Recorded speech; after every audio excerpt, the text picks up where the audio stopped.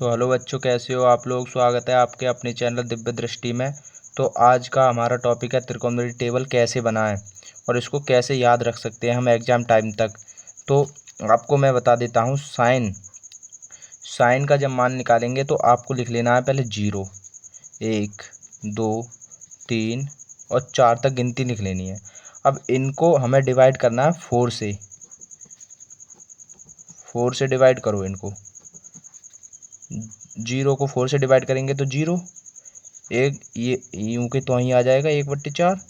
अब ये 2 एक बार और 2 दूनी 4, 1/2। अब ये 3/4 आ जाएगा, कटेगा नहीं तो, और 4 से 4 को काटेंगे तो 1।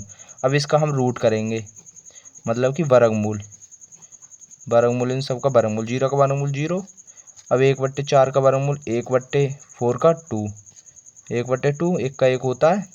अब इसका वर्गमूल लेंगे तो 1 और 1/√2। अब इसका वर्गमूल लेंगे तो √3 और 4 का 2।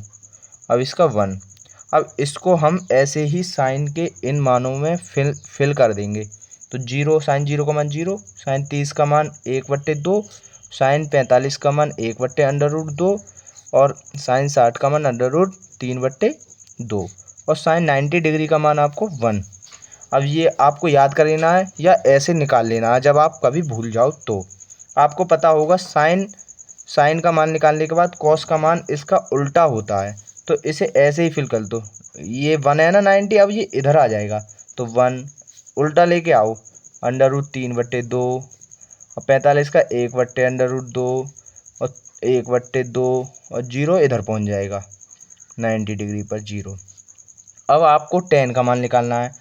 tan का मान निकालने के लिए आपको पता होगा ये वाला सूत्र, tan theta sine theta upon cos theta. तो ये सूत्र होता है। अब इसे निकालना 0/1 है। 0 में किसी संख्या का भाग देते हैं तो 0 ही आता है।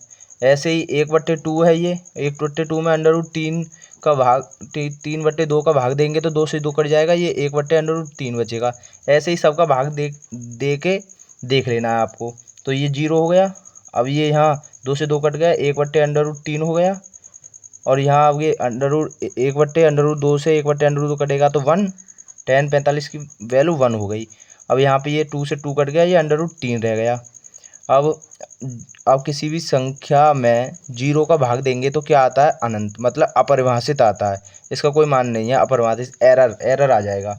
अब cot tan का मान निकालना है। अब cot आपको पता ही होगा, tan का उल्टा होता है cot। तो इसे ऐसे ही लिख देंगे, √3 हो गया, 1 हो गया, 1/√3 हो गया और ये 0 हो गया। अब sec का मान निकालना है आपके लिए। अब sec का मान निकालने के लिए क्या करना होगा, अब sec आपको पता है cos का उल्टा होता है, व्युत्क्रम होता है, व्युत्क्रम। तो व्युत्क्रम 1 का 1 व्युत्क्रम 1 होता है इस वाले का। अब इसे उल्टा कर दो, 2/√3 हो गया। अब इसे उल्टा कर दो, ऊपर 1 नीचे आएगा तो √2 हो गया। अब इसे उल्टा कर दो, ये 2 हो गया। अब जो 0 को उल्टा करेंगे तो 0 नीचे आ जाएगा, ये ऐसा ही तो था, 0/1। अब इसे उल्टा कर देंगे 0, तो ये भी अपरिभाषित हो गया अपरिभाषित। अब इसे निकालना है हमें कोसेक का। तो कोसेक 0 का मान ये हो गया अपरिभाषित, 2√3 उल्टा होता है ये कोसेक जो होता है।